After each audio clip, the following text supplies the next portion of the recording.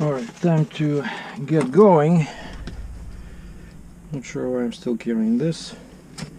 Yeah, I don't feel any negative effects, except when you release the brake, you just have a kind of like a millisecond delay when the brakes are releasing. So I don't know. If it makes the system more reliable, I have no problem with that. So picked up a box of this. I think it was one big case at 12 of these. I love these. Oh, and I was eating burger, and I knew this. I didn't want to put the bread in the garbage.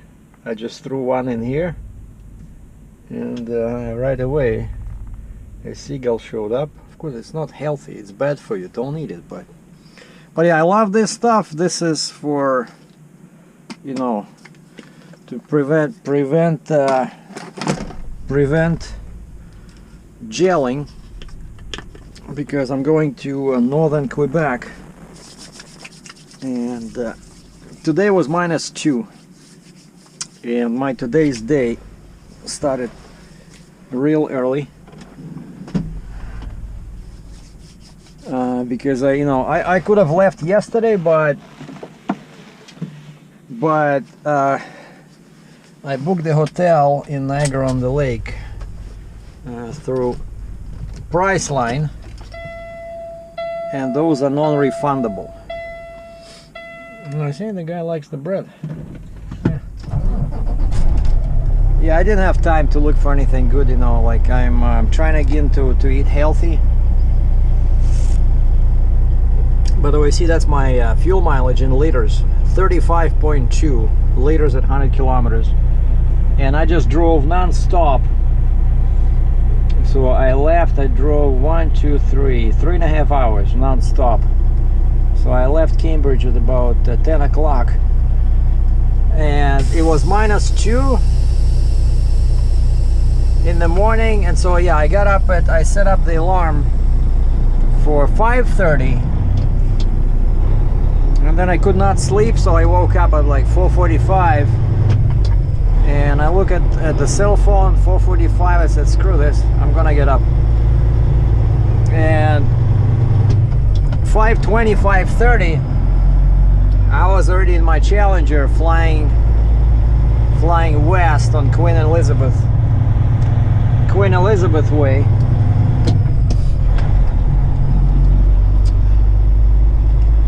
And I started like 110, but then people start pushing you, even though it's like not even yet 6 o'clock, but there's a bunch of traffic there on QW. And if you remember, I did a video about this. There was a little bit of snow. So that town is called Niagara-on-the-Lake, and there was a bit of snow like mixed with the rain. But then when I came to Cambridge,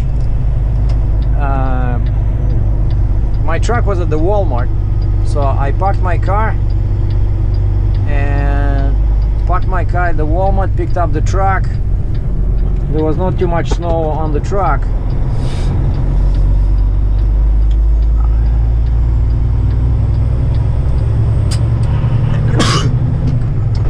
Sorry about that.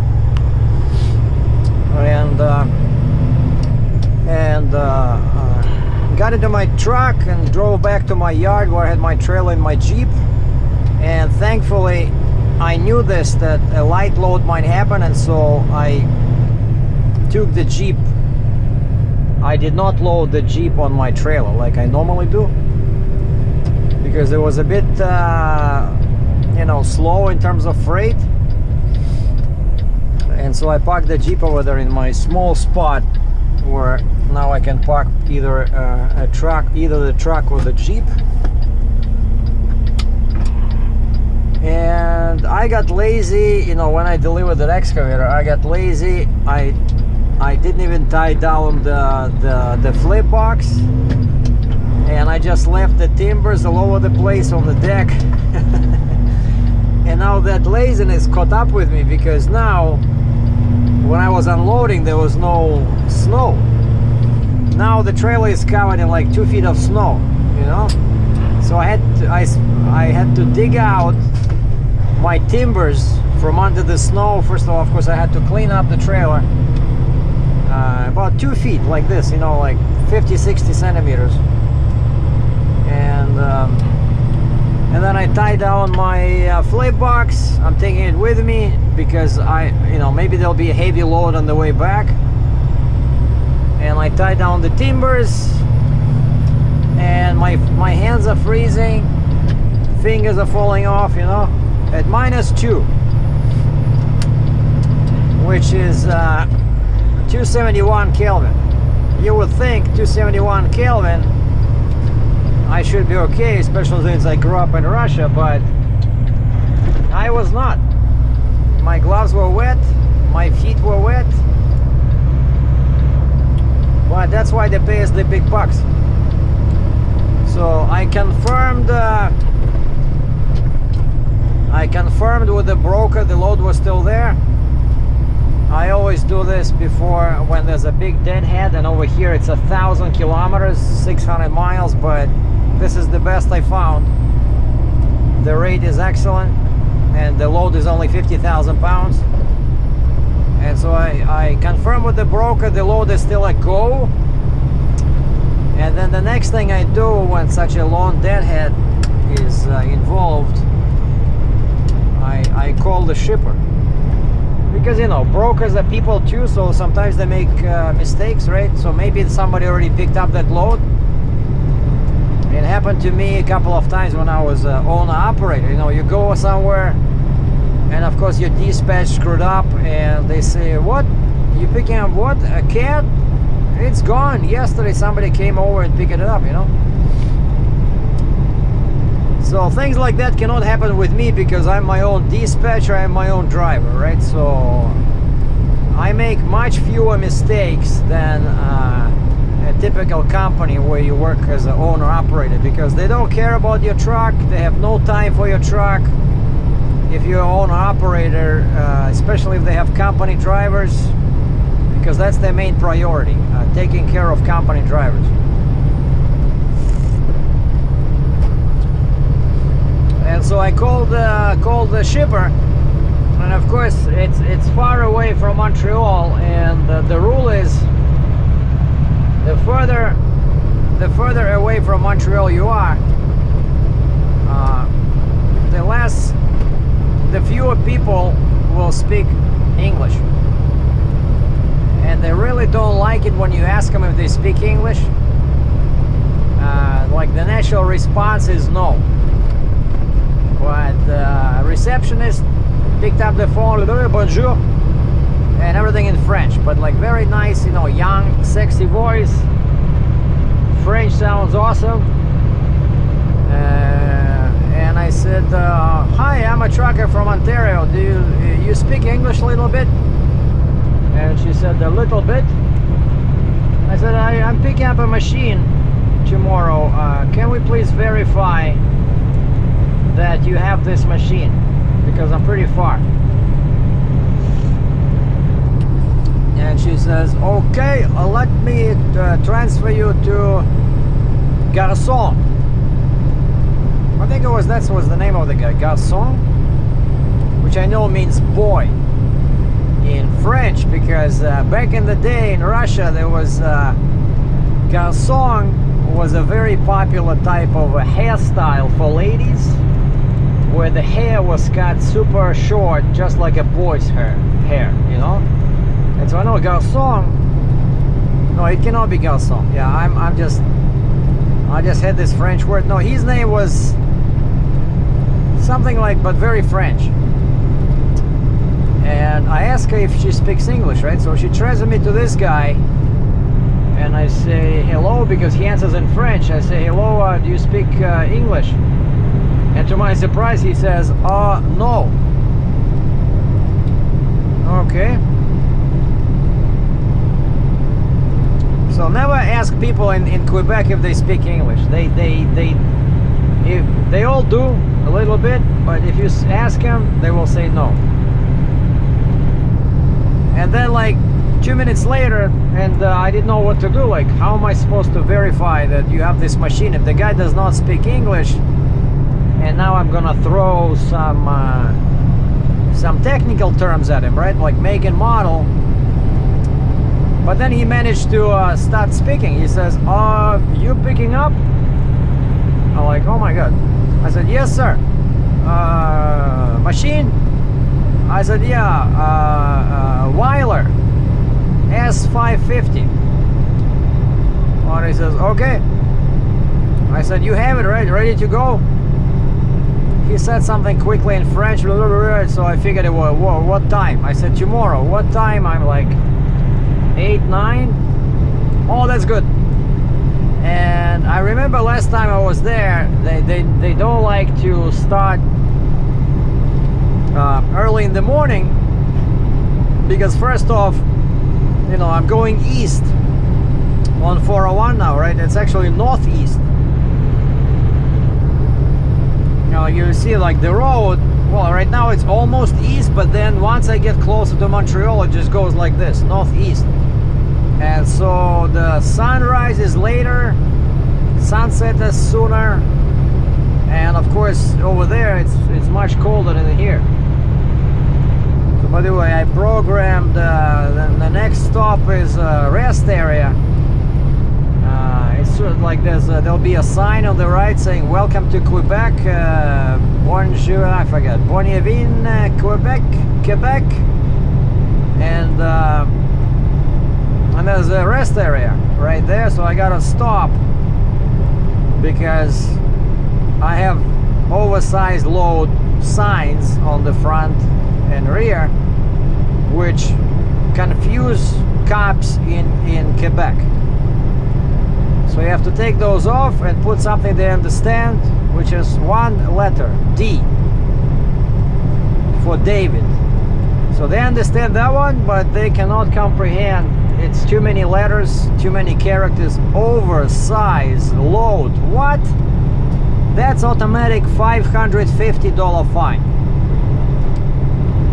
You know, so gotta have the D sign only.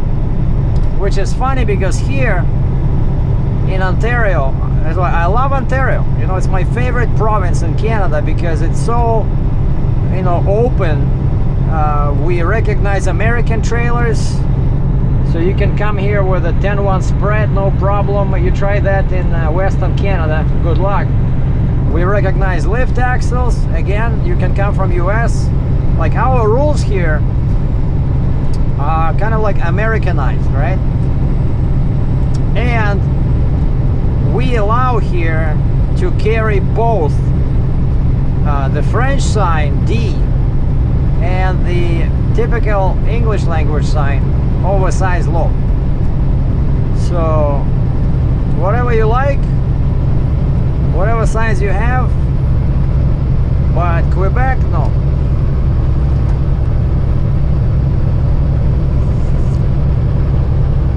And so yeah, I started in Cambridge about 10 o'clock.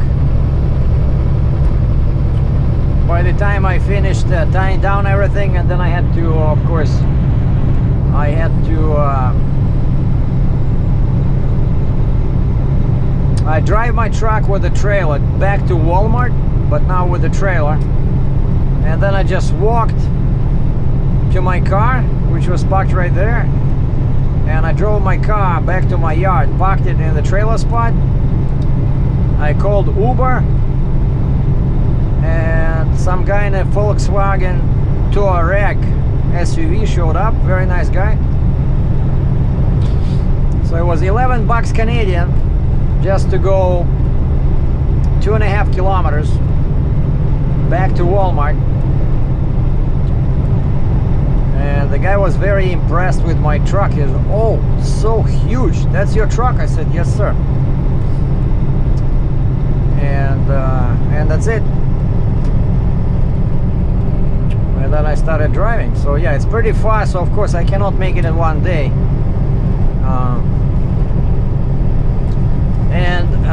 Old friend of mine called me. He went independent 1 year before me, and he's from South St. Catharines. And I forgot about him. I was just there, this Niagara on the Lake, like his house is not too far from there, you know. I was there for 3 days. I totally forgot. I was busy, you know, recording the book. And, you know, I wanted to do a real ebook, like where you type, right? But then I decided on something more productive. So I did a slideshow, like a, you know, micropoint, what is called? Basically a presentation where each slide is a chapter devoted to a certain topic of heavy haul. And then I could add video links in there, so, you know, and then I added the most important thing. I did a commentary, so I inserted an audio file. So it's not exactly an ebook, but it's more like an audio book. So 26 chapters on different topics that I think are can be pretty helpful to truckers that are thinking about heavy haul, or maybe want to just refresh their knowledge. And so each chapter has some links to YouTube, to my videos on this topic, just to kind of like a second tool. And then there's the audio file. And so yeah, it's actually the size is about over 100 megabytes. So I'm still figuring out. I think I'll have to use a cloud to transfer it. So we'll see. But so it's $35 US. I didn't want to do it. I didn't want to price it too cheap, because I don't want everybody to buy it. I only want serious people to buy it, because I talk about money. I talk about how much I made in 2019, and then I compare with how much I made in 2015 when I was an owner-operator doing heavy haul for a company. And I talk about how I quote, how I build quotes. There's a lot of kind of like insider information in there. So if I price it at $5, you know, I just don't want to do that. And that's why the book now is called Heavy Haul Secrets. So the links are in the description and in the About Me section. So you can send the payment by PayPal. Let me know your email, and I send you the book. The links are there.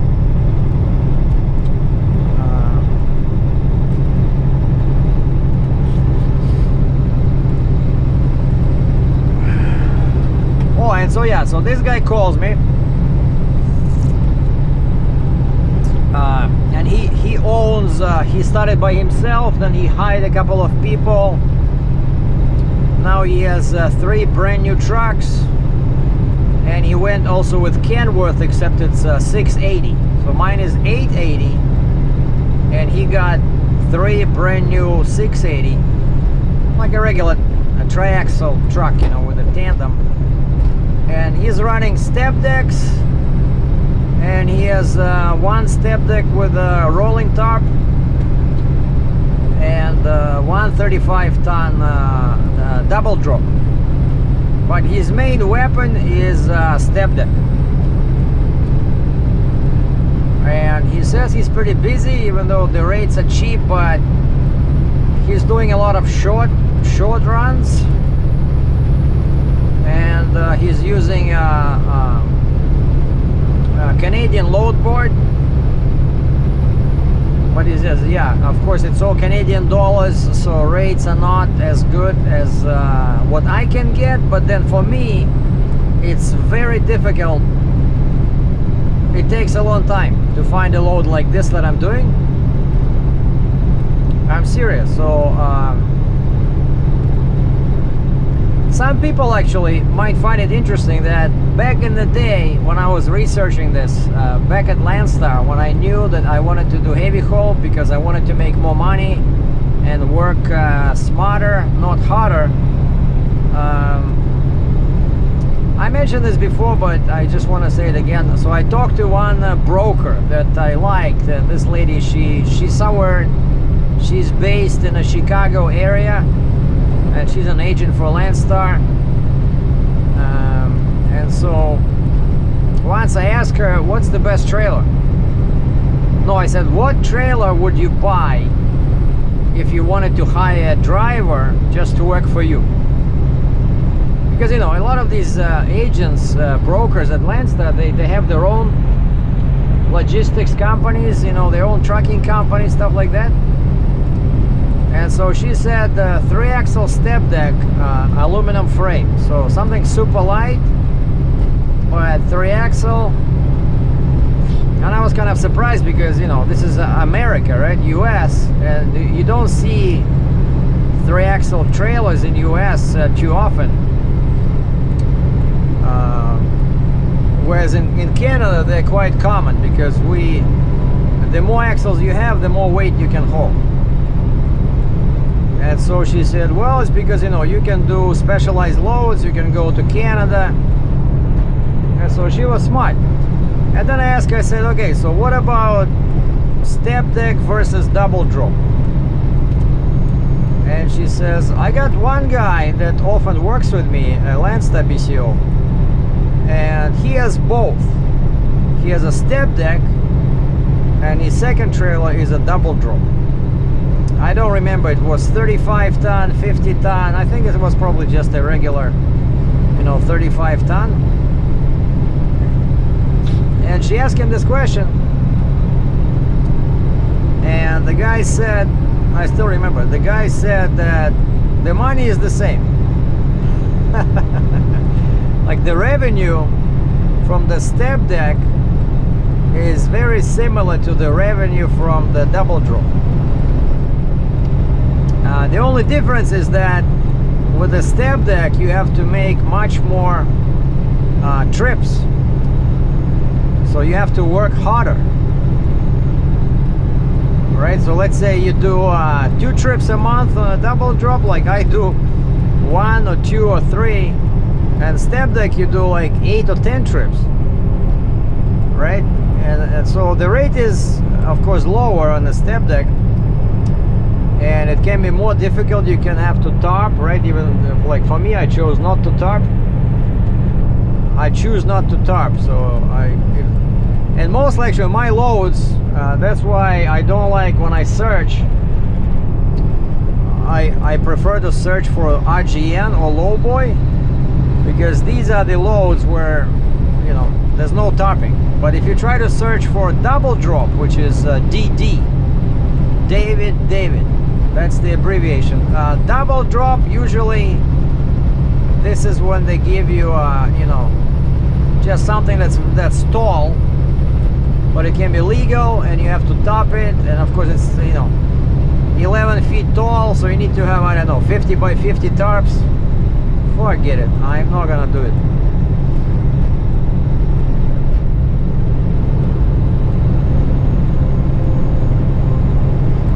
And so yeah, this guy says he's doing pretty good with the step decks, just running, not running too far. And I asked him if he drives himself. He says yeah. So he used to have a Peterbilt truck, and then he was buying used Western Stars, and now he says he sold that last Western Star and he got back to a Peterbilt. So he bought a 2015 2015 Pete 567, like the newer one. So you know what they say, once you try a Peterbilt, you'll never go back. Well, I don't know about that. I believe this is the best truck. Kenworth, the world's best. Now you see over here, no snow. Well, just a little bit, but it's very old. No, not old, it was very light snow over here. But over there near the lakes, we always have some issues, you know.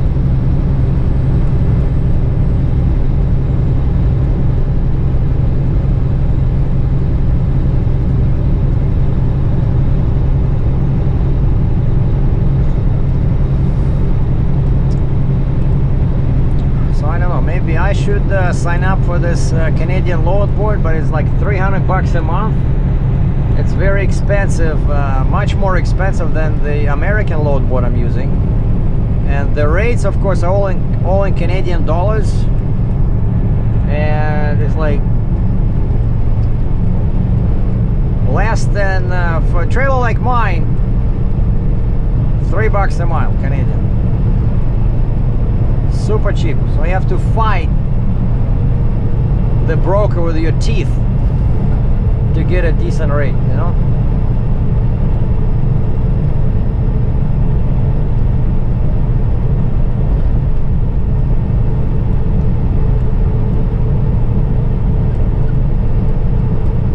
It's okay. Yeah, I'll survive without them. I have one broker, one Canadian broker from Quebec, and I thought they were cheap, and then I did a couple of loads for them. They were actually paid pretty good, because I asked them for the rate, you know. And it was a load, a couple of loads I did to Western Canada with them, and to my surprise they paid pretty good. And it's a huge company, so their credit rating is excellent. And then also one of my customers is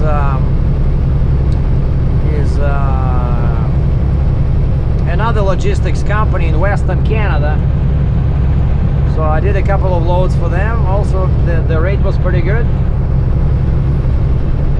And now I ran into this equipment guy, so hopefully we'll do some business together in the future.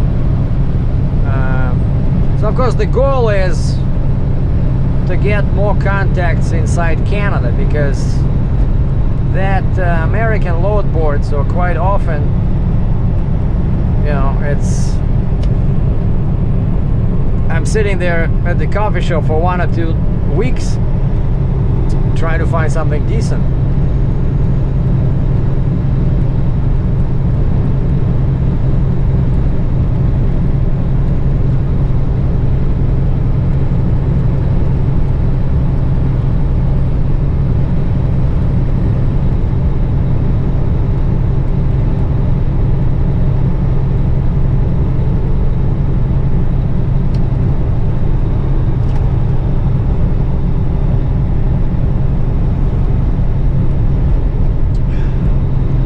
Check this out. It's 5 to 4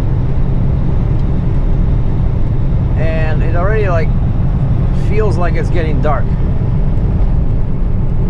What is this? Oh, it's Kingston.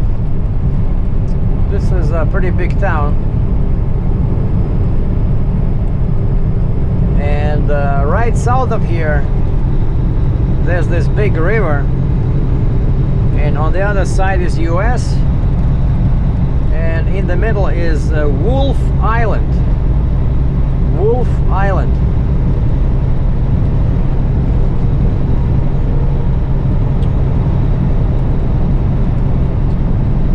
Yeah, and I'm just driving slow because it's a long deadhead. So my cruise is at 92 kilometers an hour, 57 miles per hour, and that's why I have such a great mileage. So 35 liters. Well, now it's 35.7, but it's gonna be, so 35. If I remember correctly, 34 liters is 7 miles a gallon US.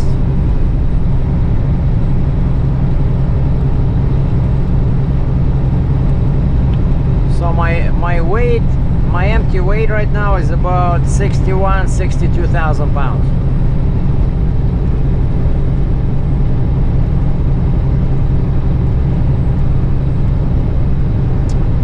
And so I stopped in Napanee at the Flying J to get DEF and checked my lottery ticket. I won $8. Yes. And then I used the same $8 to pay for the part of my I bought a burger, a bottle of water and coffee. And the burger, I just threw out the buns and I scraped off the cheese, because it was a cheeseburger, and the meat was pretty good, but of course it's expensive. It's like $4 for one patty, but I didn't have a choice.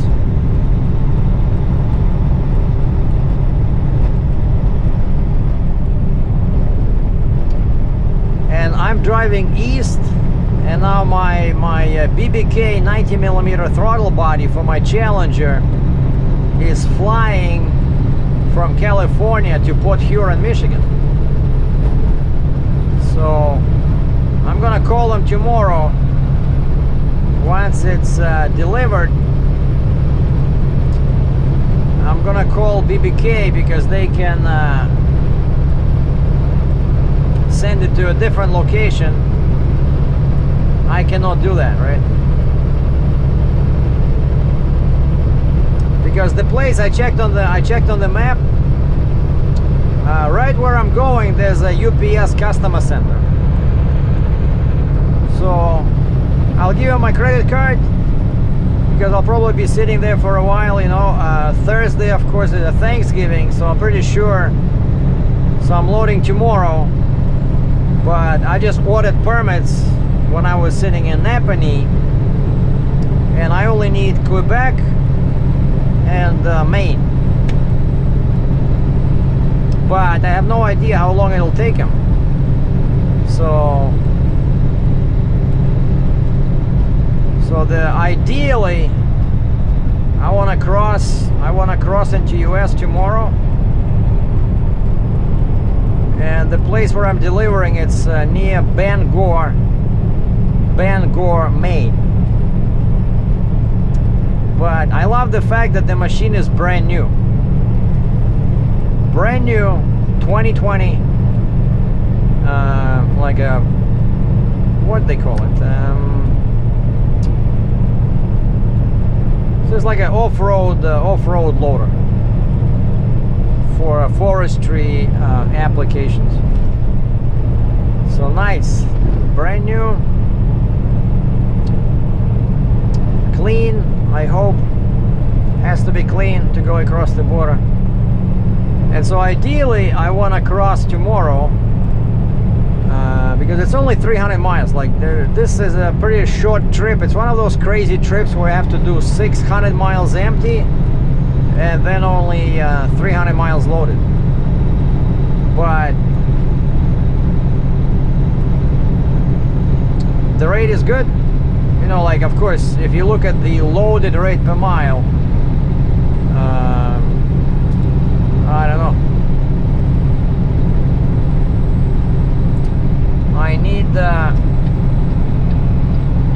I need money for the next truck payment.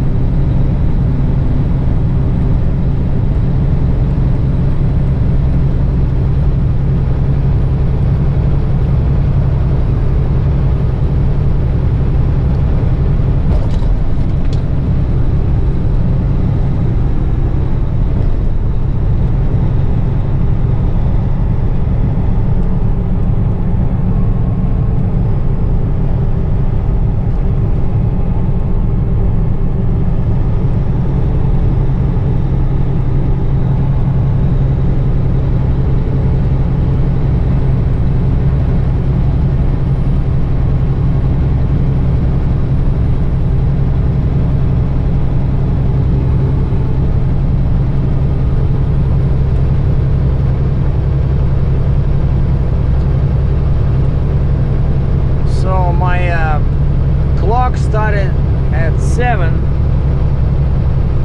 my truck clock, and so if I use US rules, I have to shut down at 9, but luckily this is Canada, so I can drive 13 hours.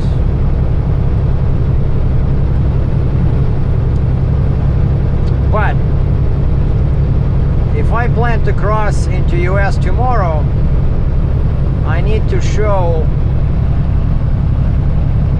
10 hours of duty, like American way. If I don't do that, then when I enter US, I won't have any hours for driving. It once happened to me, you know. I forgot that I had a clock in on Canadian rules, and I did not show 10 hours in the sleeper, and then I entered US and I changed my E-lock to US rules, and all of a sudden everything is red, sirens are blaring, and cops are keeping their hand right next to their guns, like, what's going on? Oh, you have no hours, okay. And I remember I called my dispatch. This was like, I just started driving a few months back, and I called my dispatch. I think this was Challenger, and I said, guys, I'm sorry, but I just entered New York, and when I switched my E-lock to American rules, it shows I have no hours. I said I have to shut down for 10 hours. And of course they were not very happy, but I said, hey, what am I supposed to do? Like, you want me to drive with the red light on the E-lock?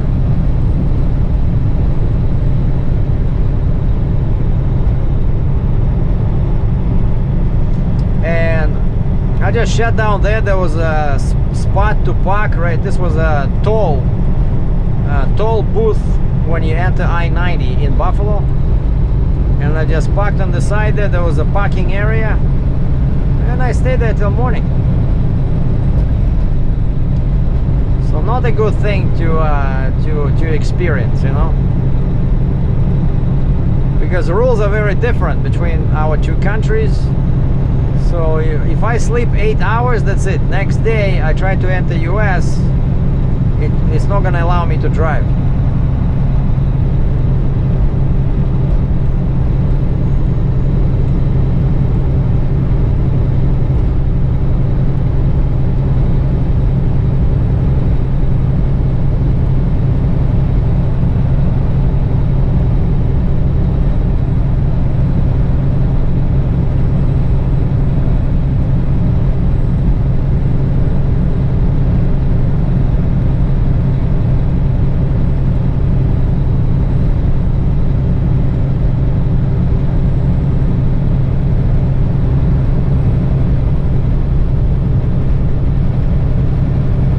To put things into perspective, so my previous trailer, 55 ton, which is all you need for this load, you can even do it with a 35 ton.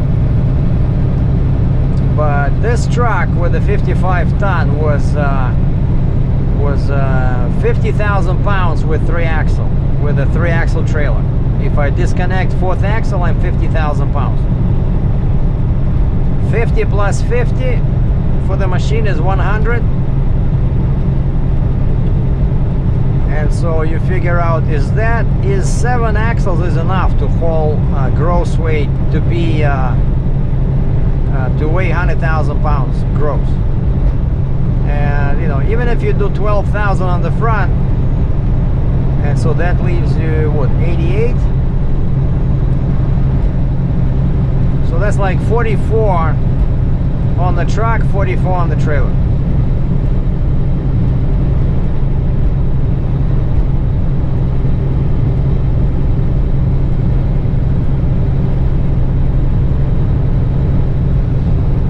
But this one is much heavier, so I would normally I would use a quad, 4 axles in the back, because this trailer weighs 7,000 pounds more.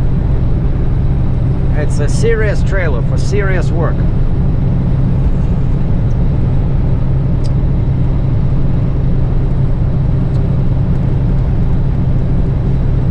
So I have no idea what I'm doing after, because right now the goal is to deliver this one ideally, you know, before the holiday, because I will know when I look at the permit, but chances are that with an oversized load, and this one is going to be, you know, 12 feet wide, they're not going to allow me to drive in US after 12 o'clock noon on Thursday. But the good news is that I can drive this 250 miles to the border, because in Canada it's not, many people don't realize it, that this is not a holiday in Canada. Oh, check this out, diesel 97.9, so 98 cents. Son of a gun. This morning I paid 102.9, so $1.03.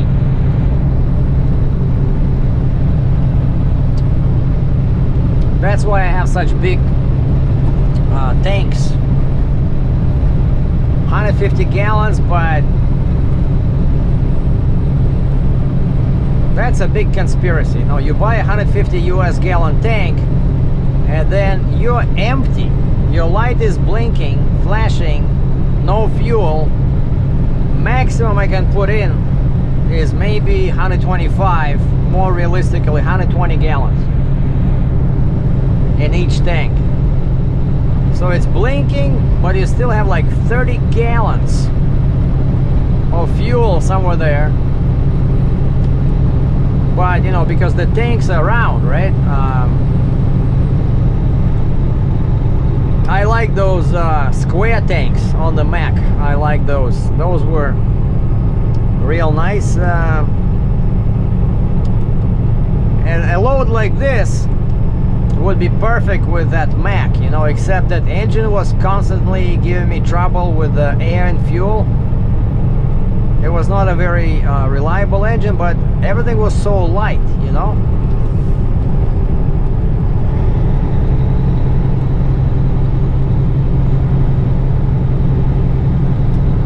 So nothing's wrong with the Mac either. You just have to buy extended warranty in case you need to replace those injectors. Oh, check this out. Heavy haul guy is pulling a dozer. So Kenworth W9 3-axle, nice yellow dozer, and tried them trailer, and it's made in Quebec. It's Manic, M-A-N-C, Mary Alpha Nancy Alpha Charlie.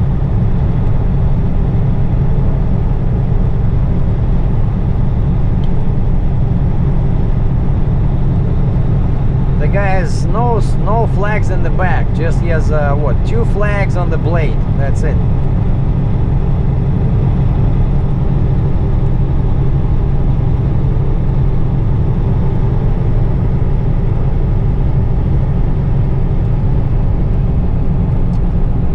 And I'm still thinking about that extra axle, you know, for the spring. So 10,000 US if I buy it in Canada, 16,000 US if I buy it from Fontaine.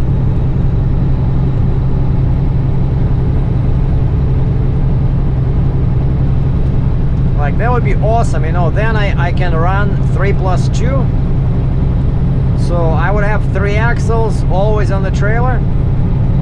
And then if I need to do a load like this, a light load, I just disconnect the whole tandem booster, because it has a support leg, you know, like a trailer. I can open that leg, put it down, it has a spring,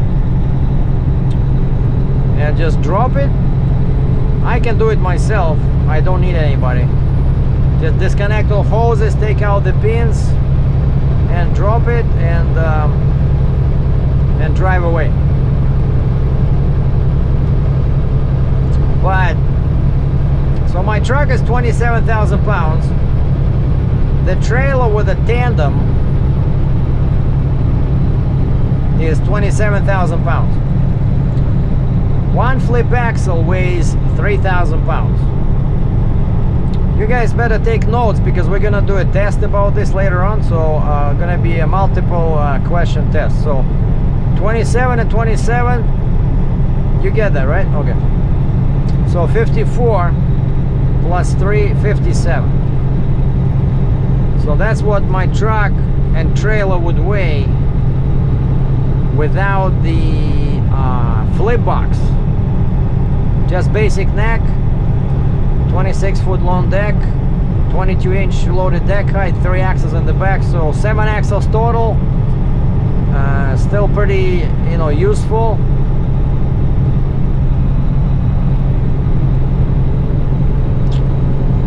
what did I say? 57, right? 54 plus 3, yeah, 57. So if I was doing this load, 57 plus 50, 107. 107. So 15 times 7, yeah, it would work. To get to 107, you need to put, let's say, 15,000 on the steer, and then 15,000 on each other axle.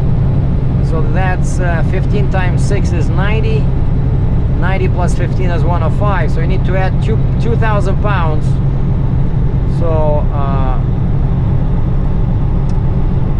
I would put so 15, 45 on the pusher and drives, and 47 on the trailer. And that's your 107. No spreader. You're short. Easy peasy. But I don't have a Trident trailer.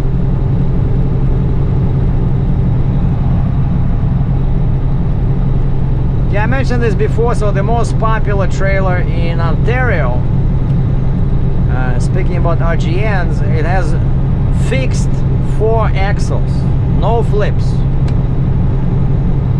So they make them, I think, 25, 26 feet in the well, and then 4 axles in a row, usually 60-inch spacing, and they install an airlift on axle 4 and maybe even axle 3, so that when they empty, they lift that one up, not chain it up, but airlift.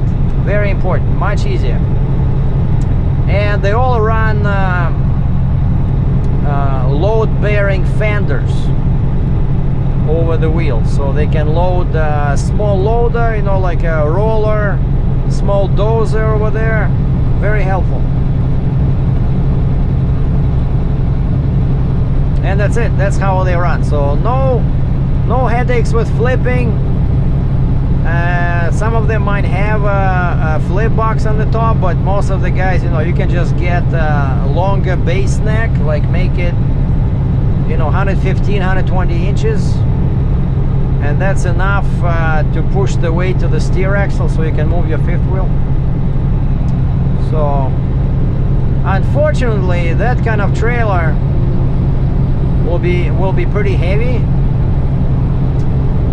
and 4-axle trailer is only useful without the booster. It's only useful where? Ontario, Quebec, Eastern Canada, New York, Pennsylvania, Maryland, and then going west towards Chicago, Indiana, Michigan, Illinois, Iowa.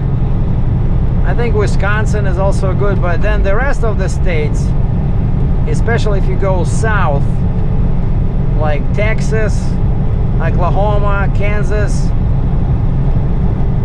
they don't give you 20K per axle in the back. You get 72, 76, Kansas 65 in Kansas, so which is ridiculous. And that's why those guys over there, they run with the booster.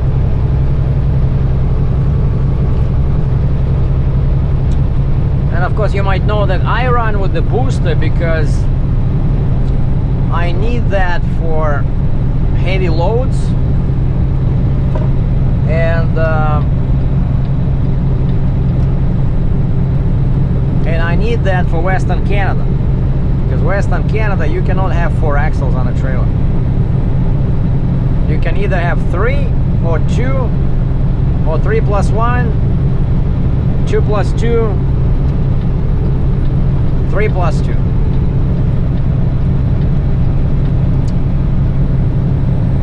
And one observation I had is that you don't see nowadays in Western Canada, you don't see too many trailers like mine. You don't see 2 plus 2, because a lot of machinery nowadays is you know, it gets heavier, and even if it's like 107, 105,000 pounds, like that drill rig or piling rig I did, because of the boom, it put a lot of weight on the rear of the trailer. So And so what I found in Western Canada is that most people on these heavy trailers like mine, they run either 3+1 or 3+2. Very few people over there have 2+2.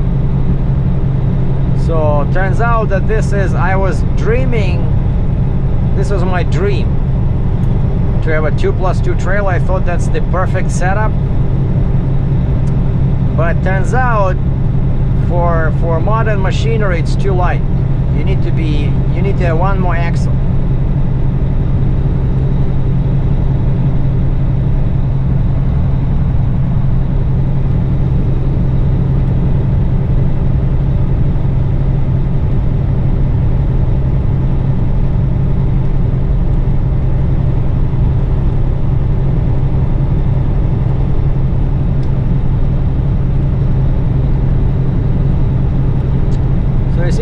It is getting dark.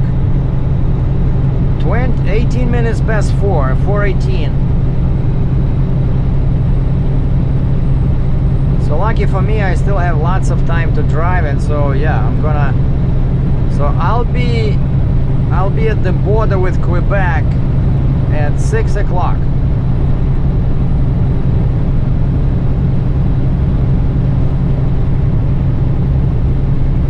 And then I have to get to the consignee. So wait a second. So 6 o'clock, and then I have to drive another 2 hours. So let's say I start at 6:30. So 7:30, 8:30.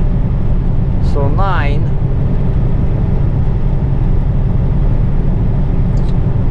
And I need to shut down for 10 hours because I want to cross the border tomorrow. But if I shut down for 10 hours, so wait, 9. I can only start driving at 7, which is not good.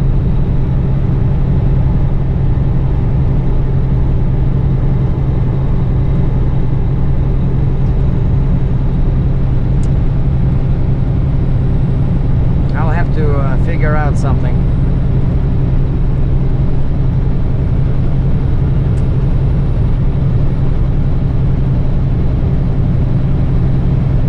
And so this time I filled up $1.03 per liter Canadian at the Petro Canada in Cambridge, and I'm getting some bonus points because I use my American Express. And this is the first time this year, this winter, that I use this anti-gel. I pour one bottle into each tank because I know over here it can get cold, especially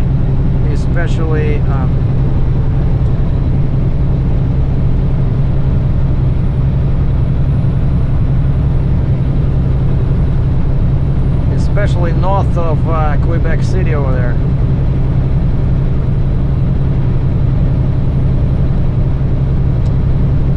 So that's our cops over here. They use black Ford cars.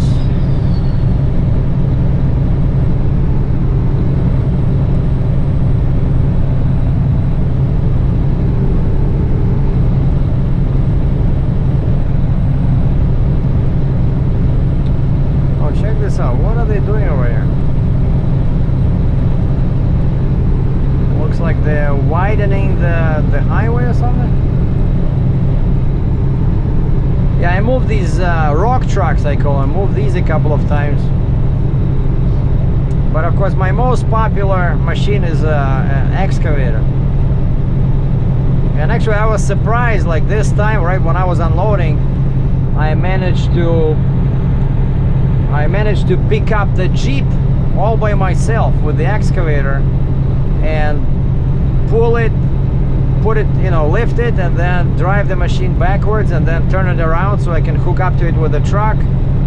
And then I loaded the big neck extension on the deck all by myself, and I unloaded the small neck extension, and I was able to put it in the back of my lot. So that was pretty cool.